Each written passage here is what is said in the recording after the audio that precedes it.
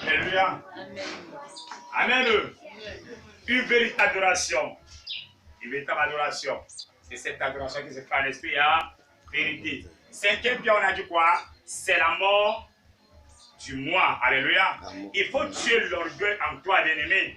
Il faut tuer l'orgueil. Raison pour laquelle Paul dit, ce n'est plus moi qui vis, mais c'est Christ qui vit en moi. Alléluia. Ce n'est plus moi qui vis, mais c'est Christ qui vit en moi. C'est pour dire que si Christ vit en nous, nous sommes interpellés à ne plus développer l'orgueil, à ne plus développer ce qu'on appelle quoi? Le moi. Oh, quand vous voyez les hommes, non, moi je suis, toi qui, par rapport à Dieu. Alléluia. Bien-aimé, tu dois éviter l'orgueil toi en tant qu'un homme, parce que l'homme, en principe, a des limites. Et cet orgueil ne peut mourir qu'à la croix. Alléluia. Cet orgueil ne peut mourir que par le sacrifice et non par nous, et non par notre propres efforts. Si nous voulons que l'orgueil meure, il faut qu'on se sacrifie. Alléluia. Et se sacrifier, c'est de tuer cet orgueil-là en nous. C'est de dire à Dieu que je veux me débarrasser de cet orgueil. Et que toi, tu cherches à te débarrasser. Donc, c'est de rétablir l'autel de Dieu. Parce que dans l'autel de Dieu, ou bien sur l'autel de Dieu, il n'y a pas l'esprit orgueilleux. Alléluia. Les prophètes de Baal étaient orgueilleux. Amen. Ils étaient tellement orgueilleux, mais Dieu l'a exaucé. Parce qu'ils pensaient que le pouvoir qu'ils détiennent là, non, c'est. Ils pensaient que le monde de la magie, c'est le meilleur monde. Ils oubliaient que. Amen. Ils oubliaient que le vrai monde était le monde de Dieu. Alléluia. Ils oubliaient que là où ils étaient, ils devaient plutôt tuer l'orgueil qui était en eux. Parce que c'est Dieu seul qui détient quoi, le pouvoir. Ils se disaient que non, le pouvoir là, c'est par leurs propres efforts. Bien aimé, ce n'est plus nous qui vivons, mais c'est Christ qui vit en nous. C'est la raison pour laquelle Paul dit, j'ai été crucifié avec Christ. Alléluia. J'ai été crucifié avec Christ. Et si je vis, ce n'est plus moi qui vis, c'est Christ qui vit en moi. Alléluia.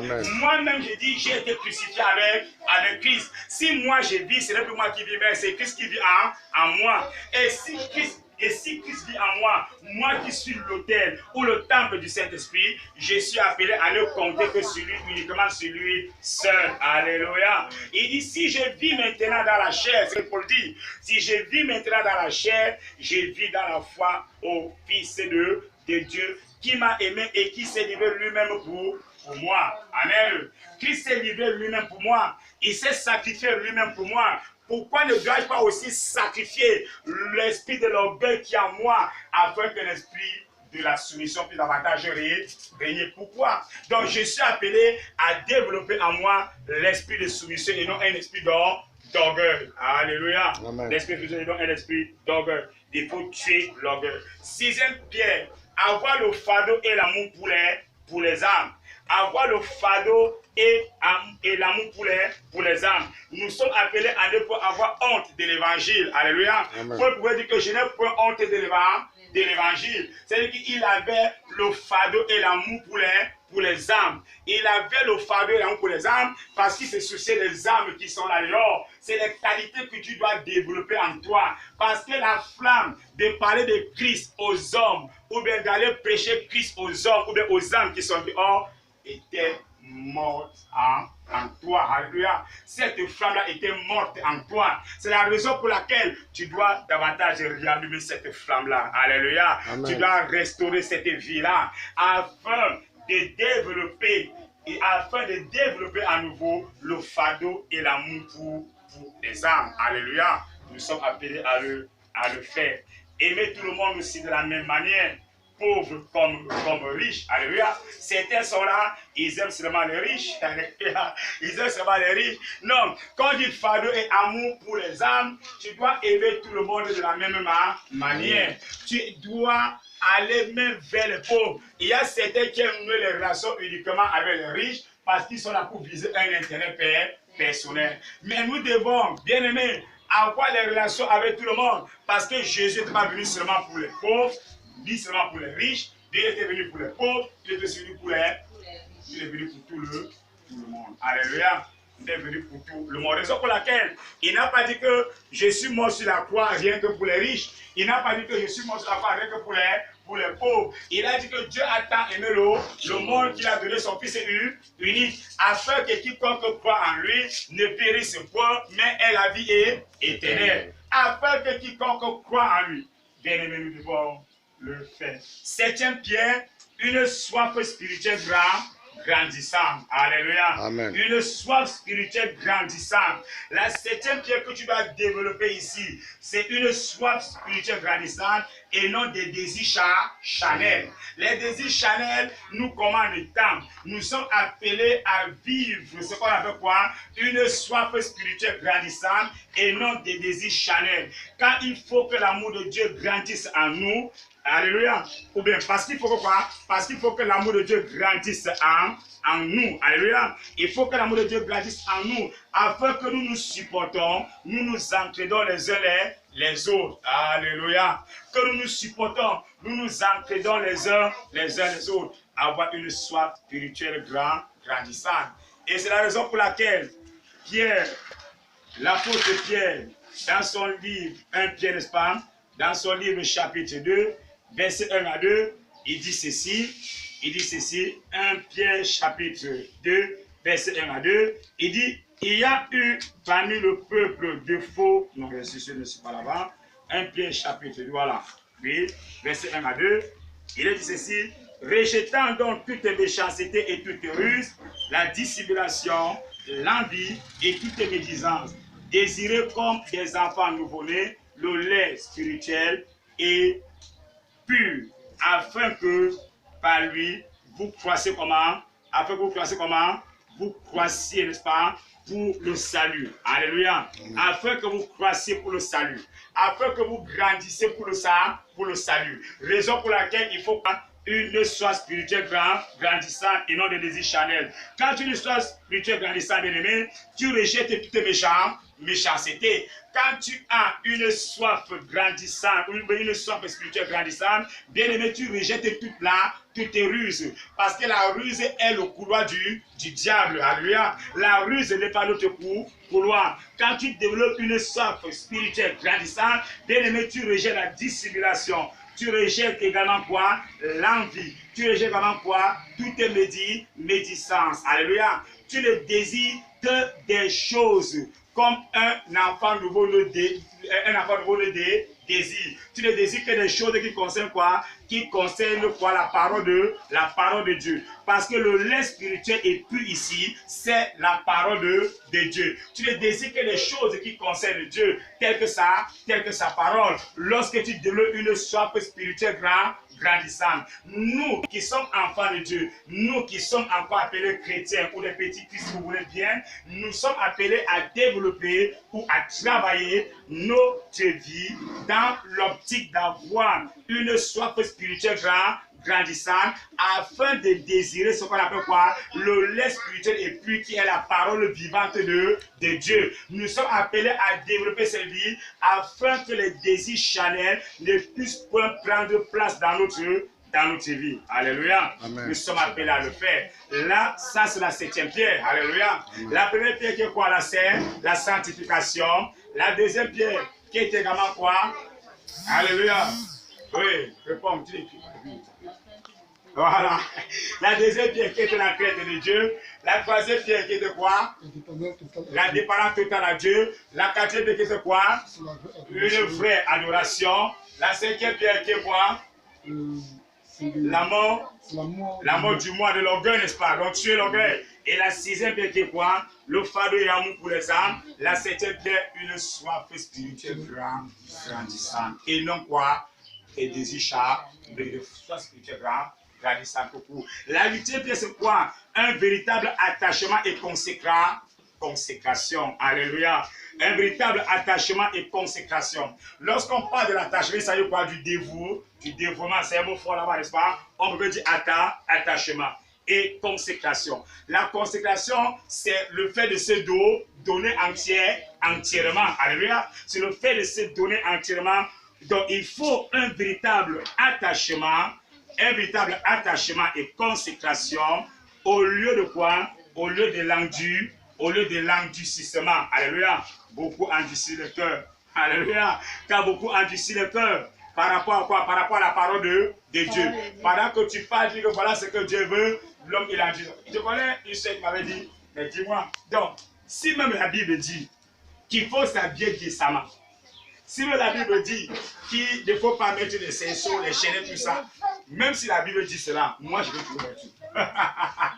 Alléluia. Parce qu'il veut toujours être sexy. Je veux toujours être sexy. Alléluia. Non. Oui, parce que elle dit qu'elle va tout mettre ses mini-jupes, alléluia, ces petites culottes là. C'est pas non, vraiment parce que je sais, c'est bien vrai. Même si certains endurcissent le cœur à la parole de Dieu. Alléluia. Oui. Quand on vient à l'église pour faire les balais, chacun a sa part de coupe de mèches qui tombent ici. Raison pour laquelle, bien aimé, certains frères ou certains de nos frères, parce que tu changes exclusivement la femme de se voir, allez, comme la Bible dit, alléluia, c'est cette raison-là qui avait poussé pour aller à travailler sur ce point. Amen. Raison pour laquelle je pense que nous pouvons éviter ça. Ça, c'est ceux-là qui veulent mener une véritable art, qui va avoir une église qui met une vie d'adoration véritable. Alléluia. Bien aimé, un véritable art de consécration au lieu de l'endurcissement, car beaucoup endurcissent leur cœur par rapport à la parole de Dieu. Très souvent, on s'endurcit quand un problème souvent arrive même. Quel problème arrive, on est dur, on ne veut pas comprendre, on ne veut pas partager. Si bien qu'on ne veut même pas se consacrer, on dit que vraiment je l'ai fait pour. Même quand tu tombes dans le péché, loin de toi, alléluia, et attache-toi et dis à Dieu, Seigneur, me voici, je me donne. Amen. Je me donne et cherche à Dieu ici. Il va te porter, en tout cas, il va quoi? Il va te bénir, il va te couvrir, il va t'aider, alléluia. Tu seras sous sa protection. Amen. Quel que soit donc ton problème d'ennemi, il faut savoir que Dieu peut te renouveler. Alléluia. Il faut savoir que Dieu peut te guérir. Il faut savoir que Dieu peut te délivrer. Pour dire vrai, on ne doit pas se décourager. Alléluia. Élie ne s'était pas découragé. Raison pour laquelle, quand il ne s'est pas découragé, il a eu des problèmes dans ce contexte. Il a eu des problèmes. Il a été poursuivi, alléluia, par la déesse de Baal, non? Voilà, pas Jézabel. Pas Jézabel. Alléluia. Il a été poursuivi par Jézabel. Voilà, on a bien l'histoire dans la tête. Il a été poursuivi. Et on ne le poursuivait pas pour lui donner du cadeau, hein. C'était pour l'éliminer. Alléluia. Élie a fui devant Jézabel. Élie a fui. Cela n'était pas. Mais il ne s'est pas découvert. Il n'a pas dit que je vais, en tout cas, je vais vraiment, je sais pas, laisser la chose de Dieu. Non, il s'est consacré davantage à.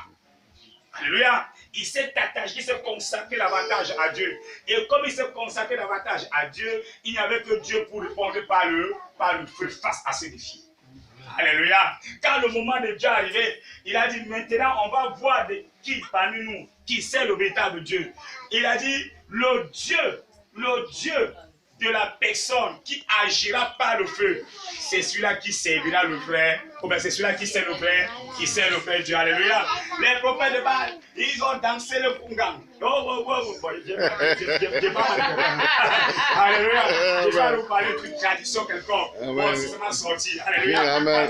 Quand même, il y a un gars qui nous appelle le kungang. Je ne sais pas comment ça se passe. Alléluia. Mais en même temps, ils ont dansé le kungang. D'autres ont dansé le gong, d'autres ont dansé le besiki. Il criait, et il dit que non, vraiment, peut-être ne comprend même pas bien. Crier davantage, peut-être il dort. Parce qu'Élie savait que son Dieu ne dormait pas. Alléluia. Élie savait que face à ces situations, son Dieu a pris les choses en main et qu'il n'est pas en train de dormir. Mais il rappelle au prophète de Baal, vous la votre Dieu là, il dort. Baal est en train de dormir. Alléluia. Parce que le Dieu était Baal. Baal est en train de dormir. Criez encore davantage. Criez.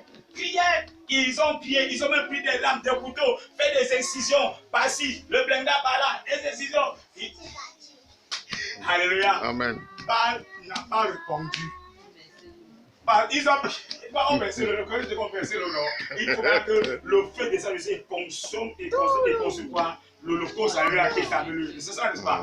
Alors maintenant, quand le tour d'Élia, il a dit, maintenant c'est mon tour, alléluia. Son tour, comme ça, fait quoi? Il a dit que l'autel n'est pas à sa place. L'autel ne doit pas être comme ça, alléluia. Bien aimé, là où nous sommes, le Saint-Esprit nous rappelle en cette matinée que nous avons désorganisé l'autel de Dieu. Alléluia. Le Saint-Esprit nous rappelle que nous devons ordonner l'autel de Dieu. Amen. Nous devons ordonner. Hein, pasteur?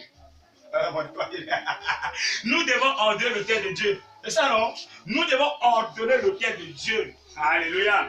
Arranger l'autel de Dieu. Et il y avait que non, l'autel s'il n'est pas rebâti. Alléluia. L'autel s'il n'est pas bien bâti. Qu'est-ce qu'il a fait? Il a d'abord passé par le rétablissement de l'autel. Il a d'abord rétabli l'autel. Et le rétablissement consiste à faire quoi? À s'examiner soi-même pour voir si même il est vu de la sanctification. Et si tu es mon cœur, il dit Seigneur, oh, je ne suis pas dit. Parce que moi, je suis que non. Alléluia. Il a dit que ici, Seigneur, moi, ce n'est pas beau. Je veux seulement que ton nom soit glorifié. C'était par la crainte de Dieu, tu es l'orgueil. Alléluia. Et il a dit que ici, Seigneur, je m'abandonne entièrement à toi. Si tu veux que ta gloire aille un homme, pour toi, alléluia. De là d'abord rebâtir le terre. C'est ça le douce pierre. Alléluia. C'est ça le. Je ne dis pas que c'est le Dieu d'Israël. Mais nous, lorsqu'on fait une application, nous aboutissons là, lorsque nous lisons la pensée ou le développement du prophète Jules-Maurice Célilo. Alléluia. C'est ça le douce pierre. Il a rétabli. Et lorsqu'il a rétabli, alléluia, il ne s'est pas découragé. Il a dit Seigneur, aujourd'hui, que ce monde sache que c'est toi qui m'as envoyé. Oh, répond par le feu. Ah, le feu des alliés, bam, ça a consumé l'Holocauste. Alléluia. Ça a consumé. Maintenant, on a dit que, ok, le Dieu de la personne qui n'a pas répondu par le feu sera égorgé. Et il a dit, on va parler, égorgez-les. Bon, on dit pour nous, on ne va pas dégorger les marabouts. On ne va pas dégorger les devins. Donc, il parle de marabouts, c'est les devins. Il ne parle pas de savants coraniques. Alléluia. On ne va pas dégorger les devins. On ne va pas dégorger les charlatans. Mais on nous demande, alléluia, de nous sacrifier pour les arracher dans le monde des ténèbres. Amen. Alléluia. Pour les arracher dans le monde des ténèbres. Afin qu'ils parviennent aussi au salut. Et pour le faire, nous devons vivre, nous devons nous attacher véritablement à Dieu et lui conseiller. Alléluia. Amen. Tourner à Dieu entièrement. Donc, Élie n'avait pas compté que sur Dieu seul. Il n'avait pas compté sur ses forces personnelles. Alléluia. Son Dieu a répondu. Ça, c'est la 8e pierre. Amen. Hello. C'est bon? Ça, c'est la 8e pierre. La 9e pierre, c'est quoi? 100% d'obéissance à Dieu. Parce que à son Dieu, chacun de bâtir le terre. Les bâtiments étaient comme temps. Et ça, le mercredi, j'ai manqué ma mère qui prêchait. Le pasteur arrive, il écrit les pierres. Le mercredi, avant qu'il va se faire, le pasteur il va dire, il faut qu'il rebâtisse l'hôtel. Alors, amen. Donc, 9e pierre, 100% d'obéissance. À qui? À l'homme, non? À Dieu, l'homme. À qui? À Dieu. À Dieu, alléluia. Amen. 100% d'obéissance à Dieu. 9e pierre. 100% d'obéissance à Dieu. Au lieu de la désobéir. Il faut désobéir à Dieu, non? Non. C'est ça, non? Non. Oui, non, alléluia. Il ne faut pas désobéir à Dieu. Donc il faut un 100% d'obéissance à Dieu au lieu de la désobéissance. Nous devons obéir à Dieu à 100%, bien aimés. Jésus-Christ lui-même, par rapport à la mort sur la croix, a obéi à Dieu. Il a obéi qu'on l'arrête. Il a obéi qu'on le fouette. Il a obéi qu'on le chicote correctement. Il a obéi que l'on le crucifie sur la croix. Il a obéi, alléluia, jusqu'à la mort, jusqu'à être enseveli. Et comme il a obéi, alléluia, Dieu lui a donné une gloire. Amen. Amen. Une gloire qu'on ne voit même pas chez nous les hommes, ni chez les anges. Amen. Amen. Nous devons donc obéir à Dieu à 100%. Si nous obéissons à Dieu à 100%, nous verrons les merveilles de Dieu dans notre vie, quel que soit ce que l'ennemi veut faire, quel que soit ce que l'ennemi dit dans le monde des ténèbres, en obéissant à Dieu à 100%, nous finirons par voir la gloire de Dieu dans notre vie. Alléluia. Alléluia. Amen. 10e pierre, c'est la haine du péché. Nous sommes appelés à haïr le péché. Alléluia. Amen. Nous sommes appelés à haïr le péché. Nous allons lire le livre de 1 Jean, chapitre 3. Et on peut lire le texte. Compléter. 1 Jean, chapitre 3. Verset. Un verset. Bon, lis-moi le verset. 1 Jean, chapitre 3, verset 8, verset 8. Même le verset 8. 1 Jean, chapitre 3, verset 8. 1 Jean 3, 8, il est écrit. Celui qui pratique le péché est du diable, car le diable pêche dès le commencement. Alléluia. Celui qui pratique le péché, est du diable, car le diable pêche dès le commencement. Donc, la dixième priorité pour moi, c'est la haine du péché. Nous devons haïr le péché, parce que si nous aimons le péché, nous sommes de qui? Si nous aimons le péché, nous sommes de Dieu, n'est-ce pas? Nous sommes du diable. Alléluia. Si nous aimons le péché, nous sommes du diable. Alléluia. Raison pour laquelle celui qui pratique le péché est du diable, car le diable pêche dès le commencement. Mais l'homme ne pêche pas dès le commencement. Au commencement, était la parole de Dieu. L'homme n'était pas encore pécheur. Ça fait oui, allons-y. Le Fils de Dieu a paru afin de détruire les œuvres du diable. C'est pourquoi le Fils de Dieu a apparu afin de détruire les œuvres du diable. Pour que les œuvres du diable soient détruites en nous. Les œuvres du diable, bien aimé, ne sont plus dans ma vie, ne sont plus dans ta vie, parce que tu as rétabli l'autel de Dieu. Si tu ne veux pas que les œuvres du diable soient dans ta vie, bien aimé, tu dois rétablir, tu dois rebâtir l'autel de ta vie. Amen. Dans la haine du péché. 10e pierre. 11e pierre, c'est l'humilité. Alléluia. Au lieu de l'orgueil. Amen. Au lieu de l'orgueil et de l'exaltation personnelle. Lorsqu'on parle de l'élection, c'est le fait, ou bien c'est l'élévation personnelle. Alléluia. Nous sommes là pour exalter Dieu. C'est-à-dire, nous sommes là pour élever Dieu, ou bien le Seigneur. Alléluia. Et ceci se voit dans le livre de l'évangile de Jean, chapitre 13, à partir du verset 5, où Jésus a lavé les pieds de ses disciples. Même Jésus, bien-aimé, a pratiqué l'humilité. Il a montré cette humilité-là.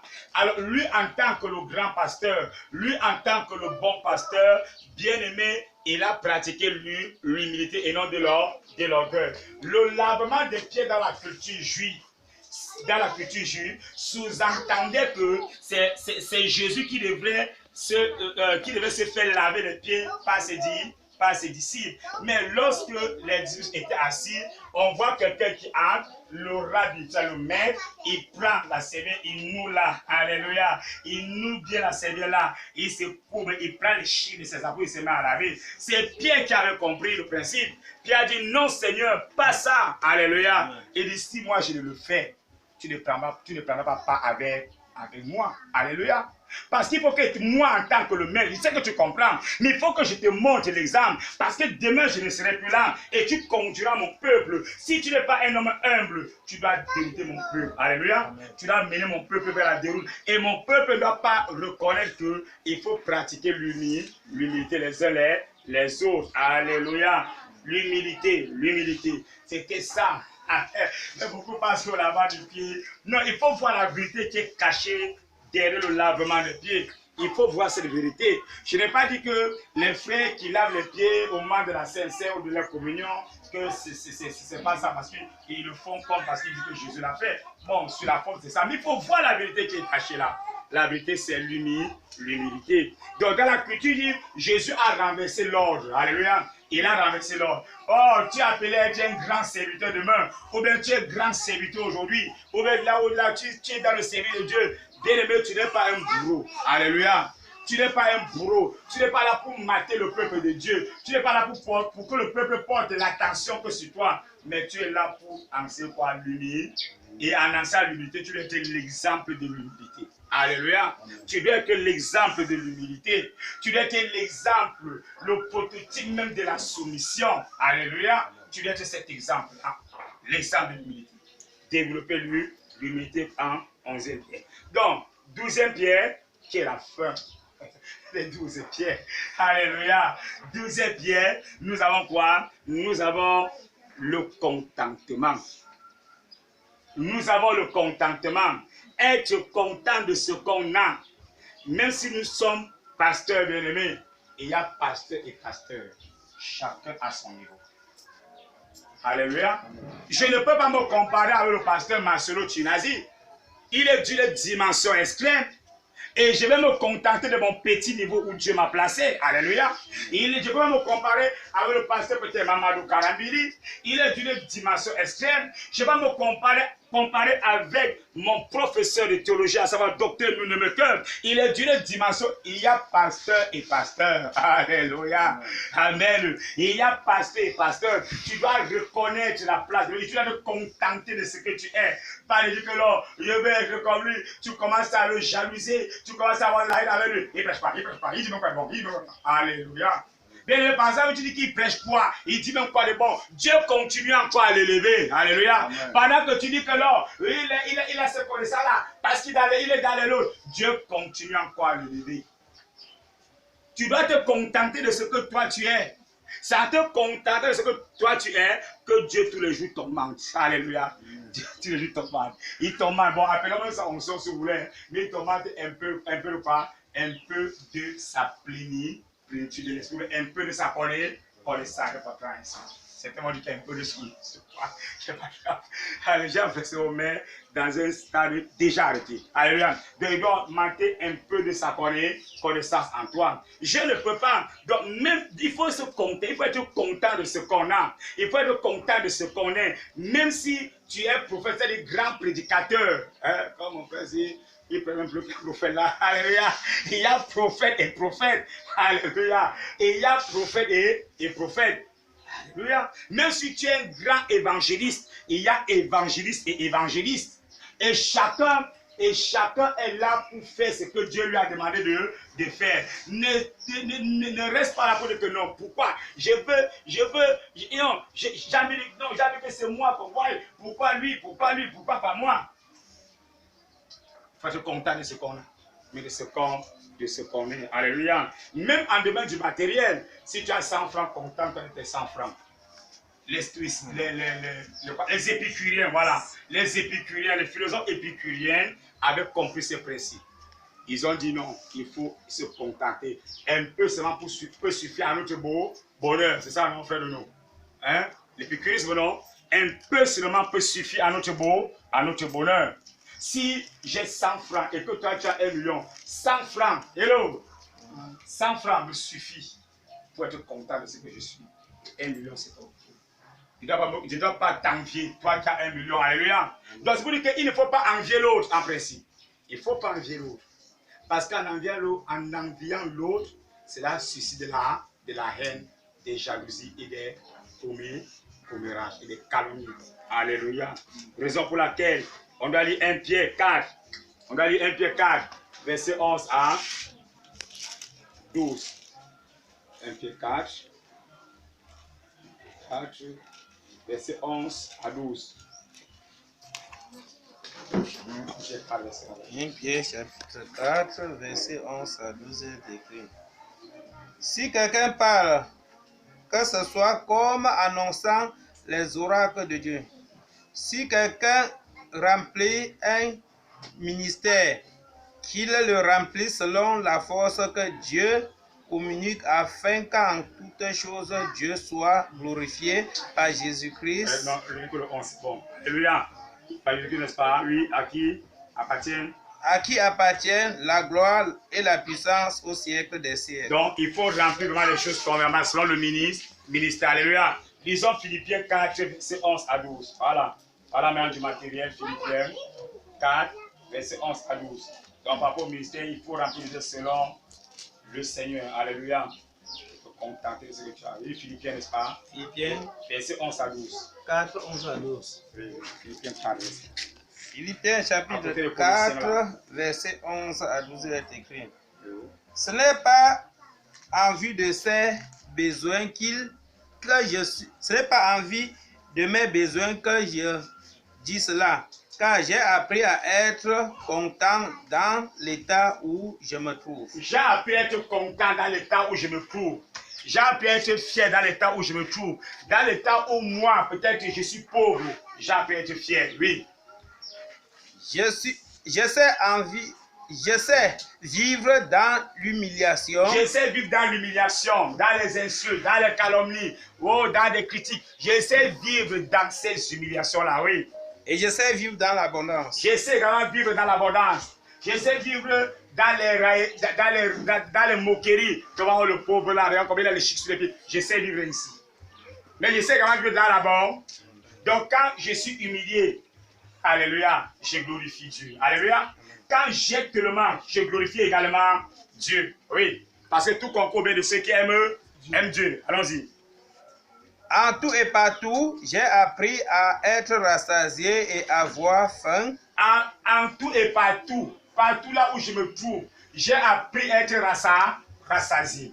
J'ai appris également que lorsqu'il n'y a pas, je supporte la faim et je glorifie Dieu. J'ai dit, Seigneur, merci parce qu'aujourd'hui, tu as pu faire à ce que je puisse bien mettre sur la viande et tu m'as mené à supporter la chose. Alléluia. Et quand je suis rassasié, je dis Seigneur, merci parce qu'aujourd'hui tu as pourvu à ce pain quotidien. Pour dire que quel que soit le bien ou le mal qui nous arrive, Paul a appris à accepter les choses. Parce qu'il sait que tout dépend de l'Éternel. C'est moi qui ai écrit ça, c'est ça. Allons-y.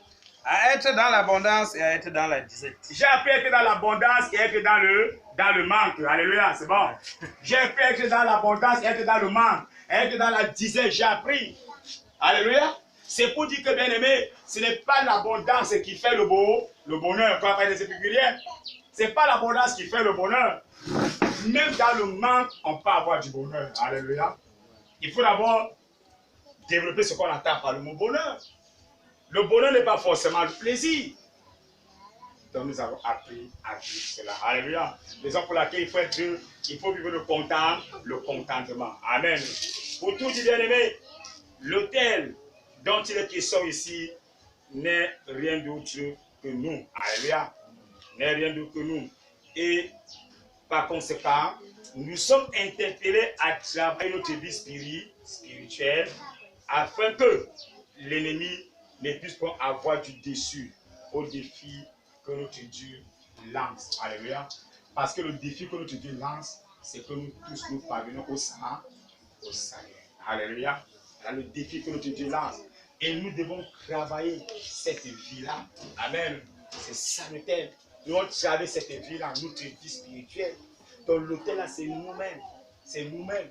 Raison pour laquelle les 12 pierres ne vont pas seulement les 12 tribus d'Israël. Mais par rapport à notre temps ici, par rapport à notre époque, regardons cela sous la forme allégorique, ou bien sous la forme de l'application. Comme étant quoi? Les 12 qualités, les 12 caractères que le chrétien devrait dire.